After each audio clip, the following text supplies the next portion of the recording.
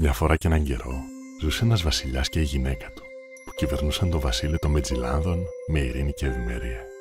Η βασίλισσα ήταν έγκυος και οι δύο περίμεναν να γεννηθεί το αγγελούδι τους. Αυτό ήταν ένα αγόρι, ονόματι Λόγκαν.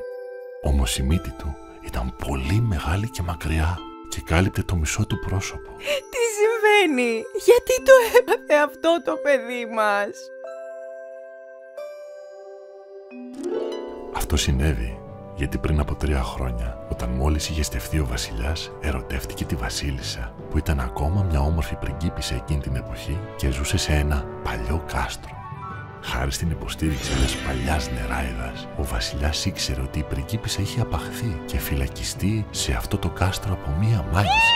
Η μάγισσα έκανε ένα ξόρκι για να δημιουργήσει ένα μεγάλο φίδι, το οποίο φύλαγε την πριγκίπισσα μέρα και νύχτα.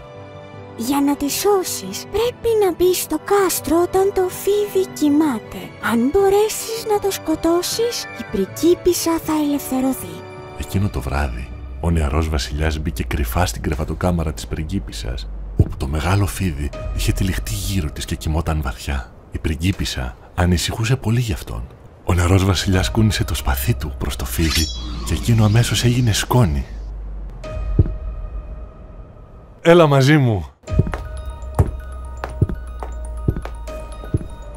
Ενώ βρίσκονταν σε φυγή, η μάγισσα τα κατάλαβε όλα. Η πριγκίπισσα ήταν πολύ φοβισμένη. Ούρλιαξε δυνατά και λιποθύμησε. Πώς τόλμησες να βλάψεις το αγαπημένο μου φίδι? Καταργέμαι το παιδί σου να γεννηθεί με μακριά και μεγάλη μύτη και να μην μάθει ποτέ τι είναι ευτυχία. Επιστρέφοντας στο παλάτι, ο νεαρός βασιλιάς ήταν τόσο ανήσυχος.